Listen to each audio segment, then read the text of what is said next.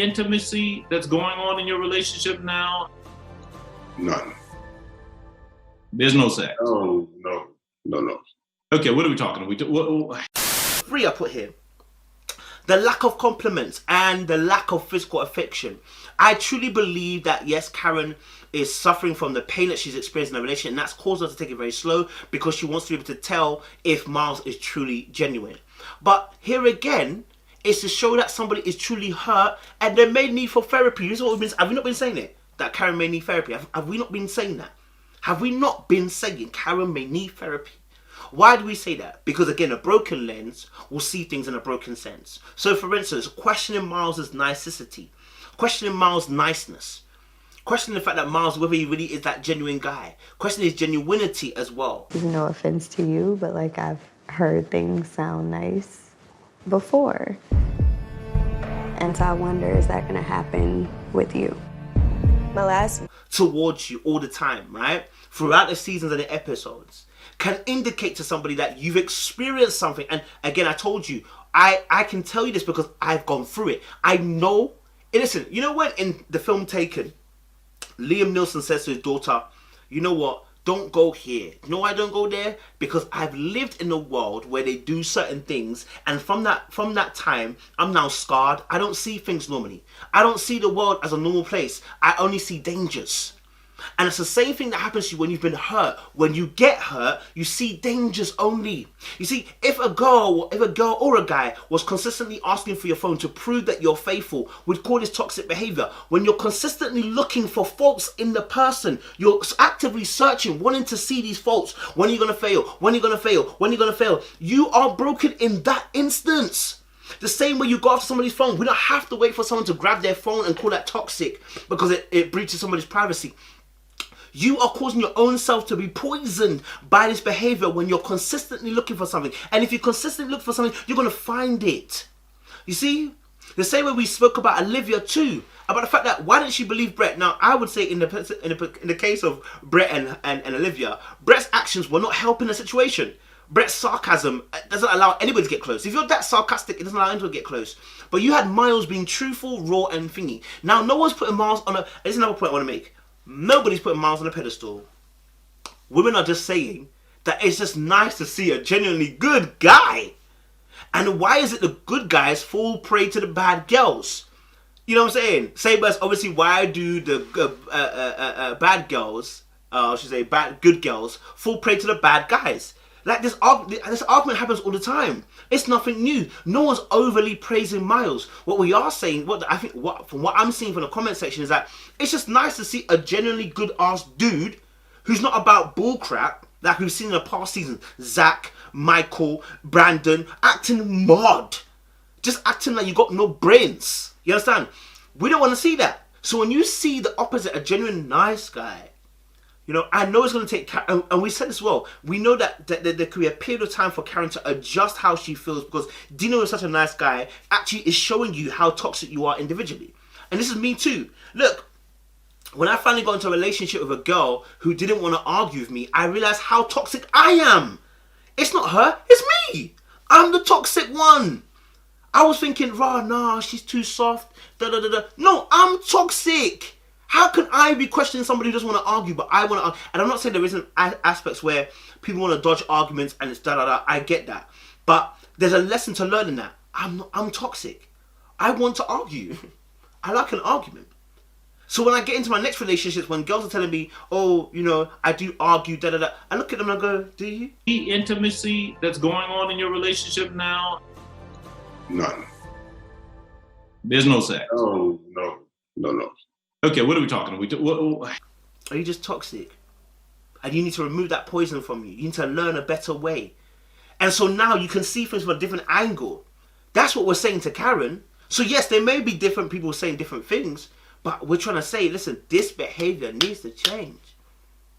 We spoke about Miles' behavior of being placid and where it came from. We spoke about the fact that Miles' placidity is feeding into the narrative for Karen, who's already searching for effeminate traits. Listen, the moment she said that she feels like he's too emotional, she's going to be looking for effeminate traits. I don't think it takes a genius for them to say, if someone says you're too emotional, oftentimes that's tied into femininity and to masculinity. I don't think you can pretend as if that's not tying into the two things, right? Because how did you gauge someone's too emotional? We gauge it because what we're given is a set of parameters of what's masculine, what's feminine. He's not my normal type. He might be a pretty emotional guy. So I wonder how this is gonna work. Like, boys don't cry, but girls do. Boys will be boys, but girls mature quickly. All of that is a rhetoric that feeds into a patriarchal society. Yes, I agree. But it also feeds into the stereotypes of feminine and masculine and what it is. Similarly to what colours feed into what masculine and feminine is. And as those begin to feed into people and we have our ideologies, which we all do, if there is a rigidity, if there's a rigidity of your focus of what these parameters are, it can become very toxic very, very quickly. Because you will see that and you say, I can only deal with this. If it's your preference not to engage, Karen had a choice not to engage. When she saw the guy was emotional, don't engage. You say, I'm quitting the process. That's it. Nobody forced your hand. Alright, cool. You know, I was pointing out a point that, you know, a lack of compliments is a big issue because I understand that it's a love language, words of affirmation. And so we know that Miles feels better when, you know, you talk the language that he likes. And I can understand where Karen, if it's the fact that she doesn't say it all the time, I can understand that she's not able to do that because it's not her love language, right? But there is a lack, and I mean there is desperational thirst, hunger, and literally famine of words of affirmation here. Okay, yeah. Now I think the common decency when someone says to you, "Listen, you look nice," oftentimes is that we do naturally just say, even if we don't agree, we'll be like, "Yeah, you look nice too." We just feed a person a little bit something, right? But there have been several occasions where Miles has made it very, very clear that this is what he wants. I want words of affirmation. And Karen said, "Oh, you know, I'll get, you know, it's something I'm working on, da da da." And we're yet to see that in play. So we pull her up on it. It's been a few weeks since it's been said, but we're not seeing that behavior change. So we will pull you up on that. Do you know what I'm saying? Yeah, you wanted Miles to respect your boundaries between yourself and him when it comes sexually. He's done that now. He did it after the Callan situation, which is another whole thing we could talk about later on. But we've seen the way that he behaves towards her. We've seen that, and we can understand why she would feel a certain type of way, right? And now I think it's a balancing act on that particular aspect with the calendar situation because, as he said very clearly, she knows Miles, number one, is respectful. He's safe. You know, she knows that. Obviously, I shouldn't say the words because she never said that. She said he's respectful, and the fact that if he tried to kiss her, she wouldn't call the police, right?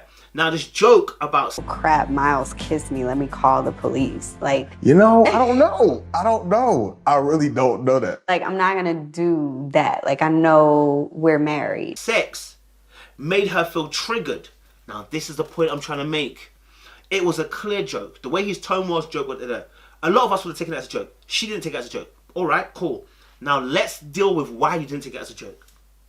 Because I don't think that was normal. I think that the way that she took it, there's a reason why, and I think that was a triggered point, and that's my point in totality. There is concerns of trauma, and trauma doesn't have to be that you got hit on the head. There is trauma in terms of past experiences that have hurt you, that are causing defensive positions in you, and when you're defensive, sometimes you can while out and act out. When you feel like you're under attack, when you're under pressure, you can begin to say certain things. Right? You can react on your basic instinct and natural instinct of what you've been taught as you've grown up. So with the Karen situation, with the calendar, I said, all right, cool, let's concede it. Yeah, she felt unsafe. Why did you feel unsafe? Because not long ago you were saying that you felt like he was respectful enough that even if he kissed you, you wouldn't call the police because it's your husband. You expect that from your husband. You understand? So, and bear in mind, this was on the back of a conversation that you guys had. Okay, which you were dodging about intimacy, which you said, and here's another thing as well, that we're talking about the problem with Karen. It's not like we're trying to get on her, we're trying to understand what is it with Karen. And so many people have deduced that Karen doesn't like Miles at all. And I'm not deducing that Karen doesn't like Miles, but I'm deducing that she's not fully all the way convinced. You know what I mean? She's not fully all the way convinced. So, you know, just that situation before then, you know, the accusation that Miles doesn't bring up topics and talk about it, Even then, when he brought it up about intimacy, she said herself, "Oh, when did the last time we spoke about this? I don't remember speaking about this." Well, okay, cool. We're speaking about it now, right? And asking her about, intimacy, etc., etc., and it's not the right time. No, we'll get there when we get there. No, that's deflection. We'll get there when we get there. Okay, how do we get there? We'll get there when we get there.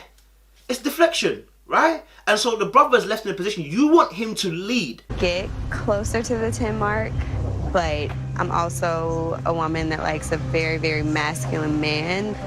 Miles, he speaks that, but I haven't. But you won't get out of the driving seat. How is he supposed to lead? This has been, like, you've seen my videos. This is what been my consistent argument all the way through. That sometimes certain people are just not ready for the process right now. But can you ever be ready for a process? That's even a question. But there are some people that need to do genuine work on themselves before they get into a relationship, because they are destabilizing a healthy situation into an unhealthy one when they behave in a certain way. You know what I'm saying? You get what I'm saying? Like, so there are so many different things with the Karen situation that were frustrating for a lot of people. You know what I'm saying? This last episode we did, episode 13, she said, it's natural for me to be physically touching, right? To do these things, to be nurturing, to be caring. But then but I want to pinpoint something. It's natural for her to do that. But then you were asking, what do you want? You want me to put a hand on you? Do you want to have sex 3 times a day? Listen, if it's natural, you don't have to ask those questions. And what's really interesting is that in that same way she said, should it be 3 times a day? Do you want to touch you on the shoulder? Do you want this? Do you want that? It's funny because it was earlier on where she said, like, oh, you don't have to, if Like, I've never met a guy so, like, open. With his feelings? Yeah. How'd it make you feel? It throws me off. Huh? she spoke about obviously not listing, basically, and like making it robotic.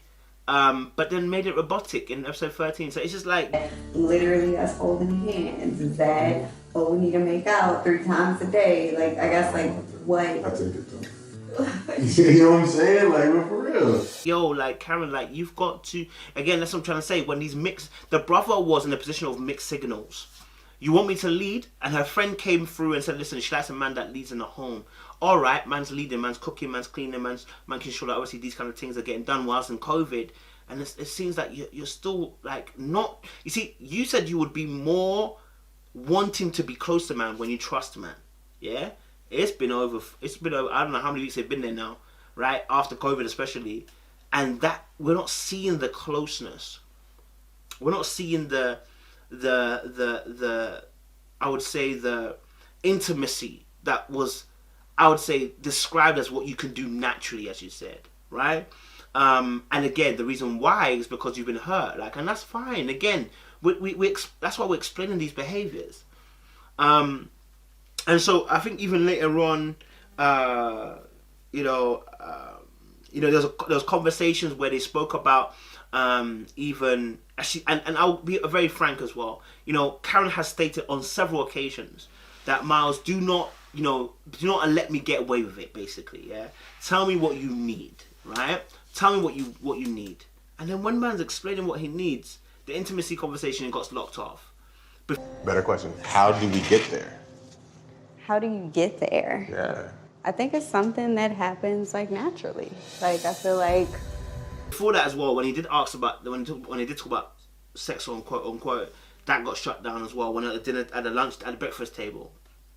Later on also as well, where Miles explained that, he'd want more affection or whatever as well. We were yet to see it. It still hadn't changed. Over the course of the weeks up until the COVID point, that Pascal's now asking Miles, like, how's the intimacy on that? So yeah, I think it's such an interesting situation with the Karen thing. Because like I said, this we're not trying to get on Karen to Mirko, to kill her. We're not trying to do that. We just want to be able to explain certain behaviors and just bring it to fruition and bring it to light. And so, for instance, there's an example where it was like the talk between Karen, Miles, and Dr. Viviana, where she'll talk about, it makes sense, doesn't it, right? You want to manage the fire before it goes too far and it's out of your control. And again, this again explicitly was taught. This again inexplicably talks about the fact that Miles is uncontrollable. Because when you say that, obviously, you're trying to control the fire, you don't know how far he's willing to go. So you're trying to control the fire. That's what I'm saying to you. You got to bring it up and address at the root. We can't address the surface. Because when we talk about the surface, all we're going to talk about is, well, I can see that obviously you didn't want to kiss him because you thought that it would lead to sex and he would want more. All right, let's deal with that. Why do you think that? Why are you feeling that? And how do we address that issue?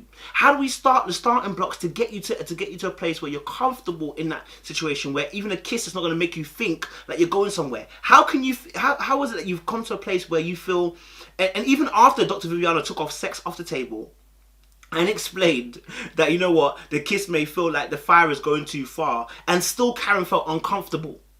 So do you see what I'm saying? So you haven't addressed the core key issue, which is the root. Which is why we're frustrated as an audience, because we're just seeing people dealing with Karen on the surface level, but not dealing with her on the root level. And then that's why when we saw Dr. Pepper call out Karen, so many people were happy to see it, because we're like, yo, sis, you can't keep going on the way you're going on like, you know, you're the only one that's been communicating, but Miles has been communicating. You decided not to respond to the communication, or in some aspects, ignore, or I should say, not fully respond to the communication levels. So that's a frustration on a lot of people's face, and a lot of people's frustration with watching Karen.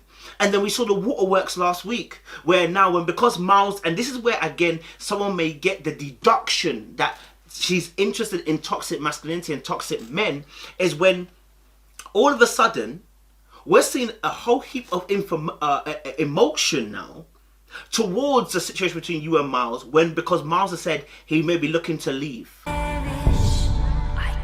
I feel you, didn't you know?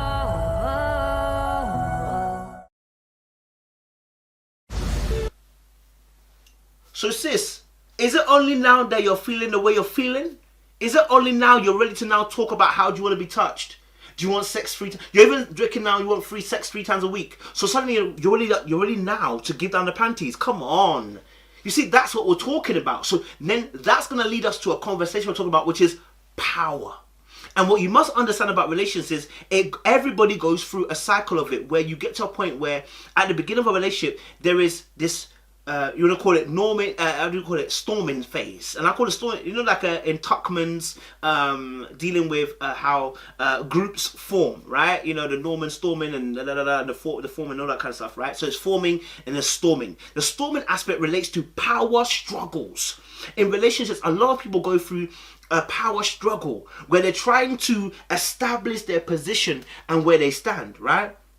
And where they're placed, and so that then causes the jostling between two people. And I really believe and felt that Karen was jostling for power, because again, remember, when you feel like you're out of control, which is why the kiss situation, the touch situation was a problem, and Dr. Viviana talked about the fire and not being able to control the fire. It's all about control, and that's about power. I need to stay in power, not because I want to be necessarily toxic to you on purpose, but I'm fearful of you taking the mantle, taking the strength away from me. Me being vulnerable to you means you having access to me and having control over me, and that means me being out of control, and I will be in the same position that I was with the ex-partner. No, can't happen.